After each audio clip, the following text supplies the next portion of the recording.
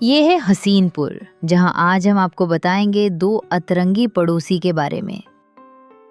एक घर में कालीचरण सिंह उर्फ कालू अपनी एक बीवी और माँ के साथ रहता था। कालू लकड़ी काटने की फैक्ट्री में काम करता था। उसकी माँ बार की बड़ी डांसर थी और अब यूट्यूब में रील्स बनाती है।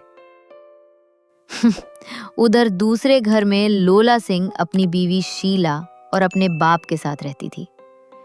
ये बेरोजगार था। इसकी बीवी खेतों में हल चलाती है और ये साइड के पेड़ के नीचे आराम करता है और शाम को भाभी के घर जाके भाभी को छेड़ता था। रोज काम से जाने से पहले भाभी को छेड़ना कालू की दिनचर्या का सबसे महत्वपूर्ण हिस्सा। इसके बिना नहीं वो काम शुरू करता, नहीं कोई बात करता। भाभी जी, आज गर्मी ने सबका जीना हराम कर रखा है। मैंने तो अपने मालिक को बोला है कि एसी लगवा दे, पर सारा एसी नहीं लगवाता। ऊपर से पैसे इतना कम देता है कि वो काम नहीं भीख देता है। इतनी कम सैलरी पे काम करना पड़ता है। बस आप ही तो है जो हमें ठंडा रखती है, वरना फट जाता। कालू जी, आज तक मुझे समझ नहीं आया आपका हर बॉडी पार्ट इतना फड़फड़ाता क्यों है। और मुझे भी खेतों में हल जोतने जाना है। वो मेरा पति लोला कुछ काम धंधा तो करता नहीं है, बस बिकती करवा लो साले से। एक तो आज मुझे सरपंच से पानी की बात करनी है, पता नहीं मानेगा या नहीं। एक तो बापूजी ने उससे लड़ाई कर रखी है। चलिए भाभी जी, अब चलते हैं। फिर आपको ताड़ेंगे और रात को सब लोग पार्क में मिलेंगे कि गर्मी को कैसे कम करें। हर रोज मुझे चाटने आ जाता है। मुझे तो समझ नहीं आता क्या इसकी तशरीफ फैक्ट्री में टिकट होगी। वैसे इनकी तशरीफ में चुल तो बहुत है, वो तो इनके रोज लोला का बाप कालू के घर चाय पीने आया करता था। इसके बिना इसकी टट्टी नहीं निकलती थी। अरे नमस्ते भाभी जी, आज बड़ी लाल दिख रही है टमाटर की तरह। क्या हो गया? क्या पंखा काम नहीं कर रहा? हम आ जाए, मेरे लिए अच्छा पंखा ला सकता हूँ। और पंखा, क्या आप हमारी जान ले लो? ये लंका तो चिंदी भर चीज है। बोला आप। और एक तो आप जानते हैं मैं हिमाचल की हूँ। ऊपर से मेरी बहू ने मेरा जीना हराम कर रखा है। हर रोज सुबह झाड़ू लगाते हुए पंखा बंद कर देती है और लंका लगा देती है। वैसे आज चाय नहीं पिएंगे? आज चाय नहीं, थोड़ा कुछ और दे दीजिए। और मेरा मतलब पंखे से था, आप भी ना गलत समझती हैं। और वैसे भी गर्म चाय से गर्मी खराब जाती है। एक तो मेरी बीवी नहीं है, तो कहा गारी निकालूं। आप तो हफ्ते में ही ठंडा करती हैं। हाँ पता, और कल शूटिंग के लिए जा रही हूँ अजयो गा पिच वाली झड़ियों में। और नई मशीन आई है, मजा आ जाएगा। एक तो आप हमसे बार बार 5 मिनट में फुस हो गए थे। इस बार दवाई खा के आना। हर रोज कोई न कोई बात पे सास बहू की लड़ाई होती रहती थी, वरना फिर इनको सास बहू कौन कहेगा। बहू, ये बता, तेरा वो पनवाड़ी बाप कहाँ रह गया? सुना है कि कहीं साधना के लिए गया है। वो तेरा भाई चूसा आम कहाँ है? कब आएगा? पहली बात माँ जी, उसका नाम चूसा आम नहीं, गुड्डू है। और पहली बात, जब खुद के घर कांच के बने हों तो दूसरे के घर पे पत्थर नहीं देखते। और पहले आप अपने भाई को देखो, वो तो चूसा आम का छिलका लगता है। ज्यादा मत बोल भूतनी, व्यवहारहीन। चल, अब एमजा पार्क ने अपनी वो चालू मंत्र दोस्तों से मिल। मुझसे तुझसे बात नहीं करनी चाहिए। निकल जा, ब्रेनलेस, एजुकेशनलेस, और तुझ में साले लेस है।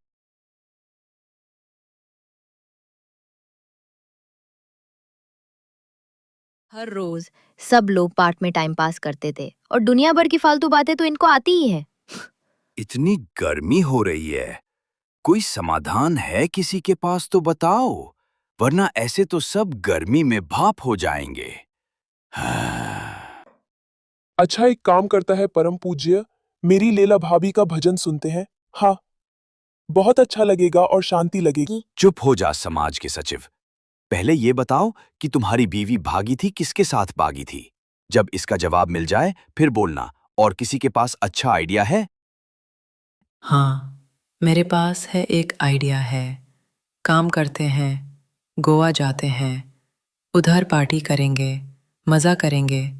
और माँ जी का भी पसंदीदा गाना तो वही है। गोवा वाले बीच पर ठंडे ठंडे दारू पिएंगे, दोनों फोटो खींच के। गोवा चलते हैं, वहाँ मन करेंगे सब लोग अपने काम से छुट्टी लेना, और ससुर जी नहीं आएंगे, उनको कहो काम से जाना है। सब लोग खुश हो जाते हैं और इसके बारे में बात करते हैं।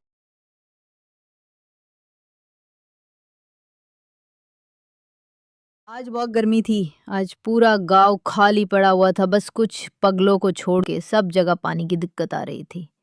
अरे ये पानी क्यों नहीं है? इस गर्मी ने तो जीना हराम करके रखा हुआ है। कुछ ना कुछ तो करना पड़ेगा। ओए सुनते हो क्या? वही पड़े रहोगे? एक तो तुम काम धंधा करते नहीं हो, ऊपर से आते भी नहीं हो। पता नहीं क्या सोचकर मैंने तुमसे शादी कर ली। हाँ, आ रहा हूं। इसमें मेरा और जीना हराम करके रखा है। क्या है, क्यों परेशान कर रही हो? तुमसे शादी करके मेरी जिंदगी झंड हो गई है। पता नहीं क्या सोच के शादी करी थी। ज्यादा भोले ना बनो। एक तो पूरे दिन वहीं पड़े रहते हैं और ऊपर से ताने देते हैं। कोई और बीवी होती ना, लात मार के तुम्हारी तशरीफ पर निकाल देती, फिर खुद हिलाते रहते हाथ से। एक तो काम करो, ऊपर से इनके नखरे सहो। तुम यहाँ का ध्यान रखना, और मैं सरपंच के पास जा रही हूँ पानी छुड़वाने।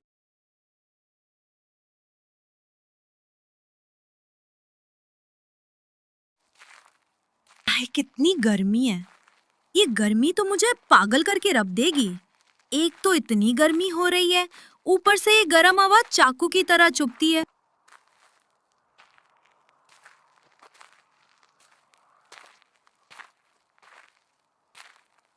आज सरपंच में बहुत ज्यादा गर्मी थी और सामने एक हसीन औरत को देखकर क्या हाई रिएक्शन आएगा वो आपको पता है। सरपंच जी प्रणाम। मैं बोल रही थी कि इस साल पानी की बहुत कमी है। कृपया थोड़ा पानी खोल दे तो सही रहेगा।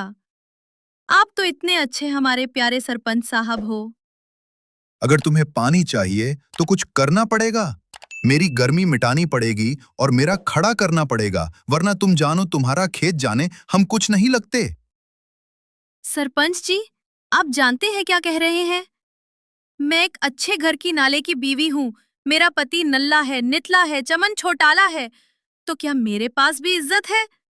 मैं जा रही हूँ यहाँ से। कभी अपनी शक्ल मत दिखाना।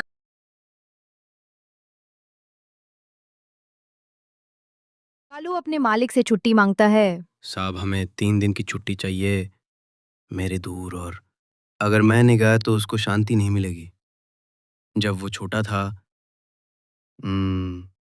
तो मैंने उसकी टट्टी साफ कर होती, और आज भी वो यहीं चाहता है कि उसकी गान में ही छू। और नहीं, क्या मुझे पागल समझा है? और किसका खानदान इतना बड़ा होता है कालू? अरे साहब, हमारा खानदान बहुत बड़ा है, क्योंकि हमारे पर दादा के 11 बच्चे थे, उनके 5-5 बच्चे, और आप मालिक है तो क्या हुआ? आपका हक नहीं मेरे खानदान के बारे में बोलने का। ठीक है, निकल ले और जल्दी आइयो, वरना देख लियो क्या करूंगा। सब लोग ट्रेन स्टेशन पर खड़े हुए थे। ट्रेन कब आएगी? इतनी देर होगी, पंचम घंटे से खड़े हुए हैं। अरे थोड़ा साबरा रखो। ट्रेन है, हवाई जहाज नहीं हो। 2 घंटों में पहुंचा दे। तभी ट्रेन आ जाती है और गोवा के लिए सब निकलते हैं। सब लोग ट्रेन स्टेशन से निकलकर टैक्सी ढूंढ रहे थे। अरे अब ये टैक्सी कहाँ मिलेगी? एक तो मुझे सबने परेशान कर दिया था, और नल्ले, तूने मेरी सारी नमकीन खा ली। तभी एक टैक्सी ड्राइवर आता है और पूछता है, कहाँ जाना है? बताओ मुझे, पूछूंगा वो भी सस्ते दामों में। मेरे से ज्यादा इस क्षेत्र में कोई सस्ता नहीं ले सकता। अगले दिन सुबह सब लोग बेहोश पड़े थे। कालू सबको जगाता है, उठो। सब लोग उठ जाओ। क्या कुंभकर्ण के बच्चे, सालो, हमारा सारा सामान लूट में ले गया वो। अब क्या करेंगे? मेरे पास थोड़े पैसे बचे हैं, हम जाना और खाना खा सकते हैं। बताओ, पर अब ट्रेन कहां से पकड़ेंगे? और एक दिन का हाई तो पैसा है, कैसे जाएंगे? तभी एक बैलगाड़ी वाला आता है। बैलगाड़ी वाला बूढ़ा सा पर शकल से चोमू टाइम आदमी लग रहा था।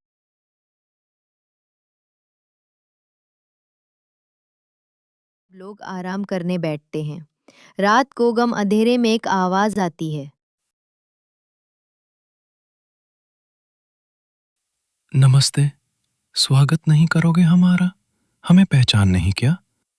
हम भूत राजा हैं, सबका बजाते हैं बजा। नमस्ते, स्वागत नहीं करोगे हमारा? हमें पहचान नहीं क्या? हम बहुत राजा हैं, सबका बजाते हैं बाजा। क्या भाई क्यों परेशान कर रहे हो?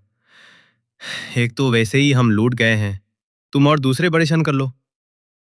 अच्छा चलो कोई बात नहीं, एक काम करता हूँ, मुझे ये कालू चाहिए, इसका तमगाड़ी कबाब बनाऊंगा। ले जाओ, वैसे भी किसी काम का तो है नहीं ये, क्या हो करेगा धरती पे रहकर। ओए लोला जी, ज्यादा ना बोलिए, मेरा पति है वो बहुत। एक काम करो, तुम इनको खजाओ। वैसे भी नल्ले घूमते हैं, अपनी बीवी के टुकड़ों में पलटते हैं, धरती का बोझ आ कम हो गया। जाएगा। और नल्ला, तू सही है, मुझे लगा वो तुझे कहा गया है। अरे क्या बोल रहा है कल्लू? चल अब जल्दी से ट्रेन पकड़ते हैं और घर पहुंचते हैं। अब गोवा गया बाद में, गधे की चल छोड़। सब लोग देखते हैं, बच्चों का चैनल है।